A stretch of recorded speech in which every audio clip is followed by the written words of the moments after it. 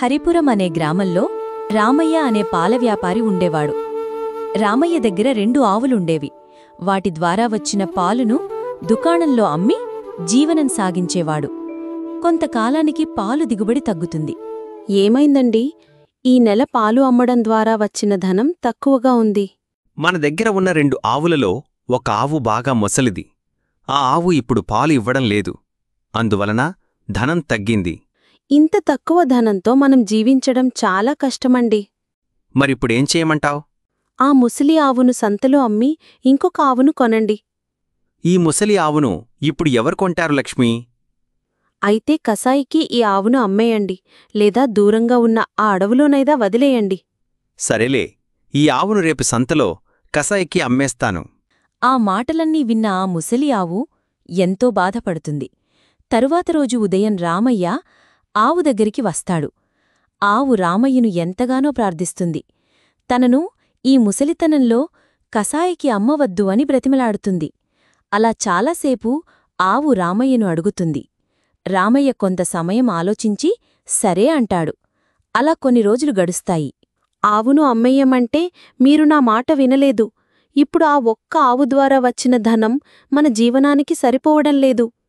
అవును లక్ష్మీ, ఇంత తక్కువ ధనంతో జీవించడం చాలా కష్టం. ఆ ఆవు నా చిన్నప్పటి నుండి ఇక్కడే పెరిగింది. ఇప్పుడు ముసలిది అయిందని అమ్మేయడం నాకే తప్పుగా అనిపించింది. అందువలనే అమ్మలేదు. ఇలా అయితే ప్రతి నెల అప్పు పెరిగిపోతుంది. మీరు వేరే ఏదైనా ఉపాయం ఉంటే చూడండి. ఆ ముసలి ఆవు మేతకే సగం ధనం ఖర్చవుతుంది. సరే లక్ష్మీ, నేను ఏదైనా ఉపాయం ఉంటే ఆలోచిస్తాను. అలా రామయ్య ఆ రోజు రాత్రి మొత్తం ఆలోచించగా రామయ్యకు ఒక ఉపాయం వస్తుంది. ఎంతో సంతోషంగా ఆ రోజు రాత్రి నిద్రపోతాడు. మరుసటి రోజు ఉదయం సంతకు వెళ్లి ఒక పులి చర్మాన్ని కొని ఇంటికి తీసుకుని వస్తాడు. ఈ పులి చర్మాన్ని ఎందుకు కొన్నారండి? ఈ చర్మంతో ఏం చేస్తారు?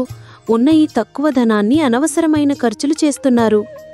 ఈ పులిచర్మం ద్వారా చాలా ఉపయోగం ఉంది లక్ష్మీ. పులిచర్మం మన ఖర్చులను తగ్గిస్తుంది. అది ఎలా సాధ్యం? కొద్దిగా అర్థమయ్యే విధంగా చెప్పండి.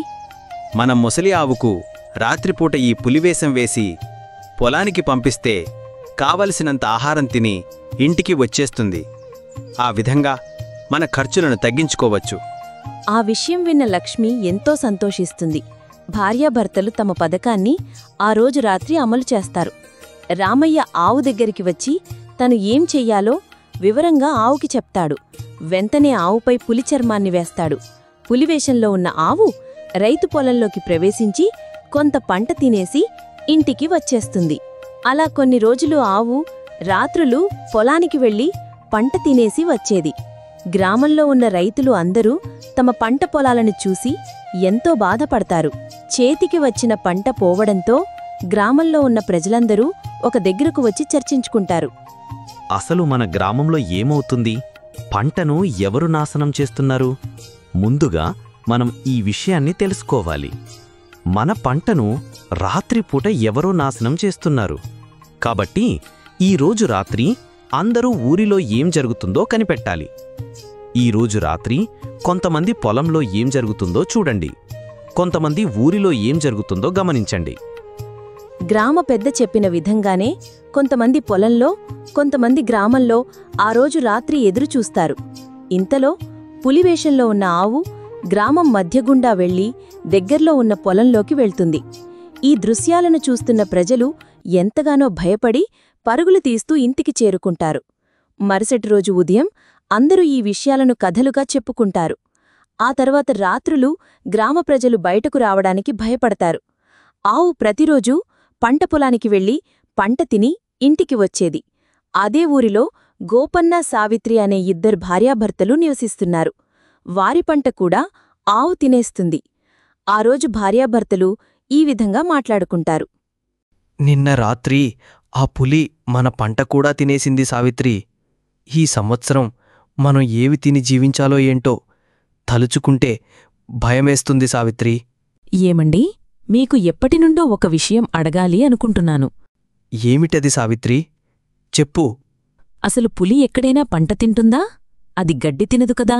మరి మన ఊర్లో ఎందుకిలా జరుగుతుంది? నువ్వు చెప్పింది నిజమే సావిత్రి. ఇందులో ఏదో మోసం ఉంది. ఇది ఏమిటో తెలుసుకోవాలి. ముందు గ్రామ పెద్దకు, ప్రజలకు ఈ విషయం గురించి చెప్పాలి.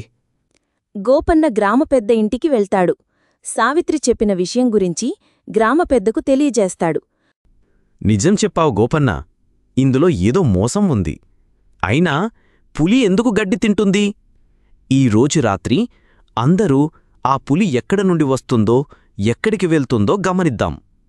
సరే గ్రామ పెద్దగారు, ఇదే విషయాన్ని గ్రామ ప్రజలకు చెప్పి అందరినీ ఈరోజు రాత్రి గ్రామంలో ఏం జరుగుతుందో గమనించమని చెప్తాను. గోపన్న గ్రామ ప్రజలందరికీ ఊరిలో జరుగుతున్న విషయాలు చెప్పి ఆ రోజు రాత్రి ఏం చేయాలో చెప్తాడు. ఆ రోజు రాత్రి ప్రజలు అందరూ ఎదురుచూస్తుండగా గ్రామంలోకి పులి వస్తుంది. పొలంలోకి వెళ్లి పంట తిని కొంత సమయం తరువాత రామయ్య ఇంటికి వెళుతుంది. ప్రజలు అందరూ రహస్యంగా పులి వెనకే వెళుతారు. అందరూ రామయ్య ఇంటికి కొంత దూరంలో ఆగి ఏం జరుగుతుందో అని ఎదురుచూస్తారు. కొంత సమయానికి రామయ్య పులి దగ్గరకు వచ్చి చర్మాన్ని తీసేస్తాడు. ఆ దృశ్యాన్ని చూస్తున్న ప్రజలు ఆశ్చర్యానికి గురి అవుతారు. చర్మాన్ని తీసివేయగా ఆవు రూపం అందరికీ దర్శనమిస్తుంది. రామయ్య ఆవుని పాకలో కట్టేసి వస్తుండగా గ్రామ ప్రజలు అందరూ రామయ్యకు ఎదురుగా వస్తారు.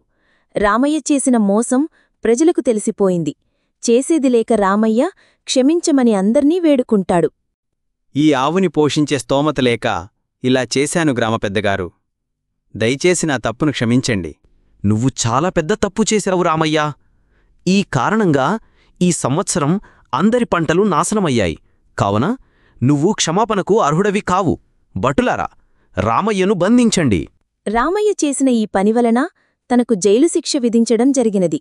ఈ కథ ద్వారా తెలిసిన నీతి ఏమిటంటే, ప్రతి కర్మకు తగిన ప్రతిఫలం ఉంటుంది. ఇటువంటి మరిన్ని కథల కోసం మా జేకేవీ స్టోరీస్ ఛానల్ని సబ్స్క్రైబ్ చేసుకోండి.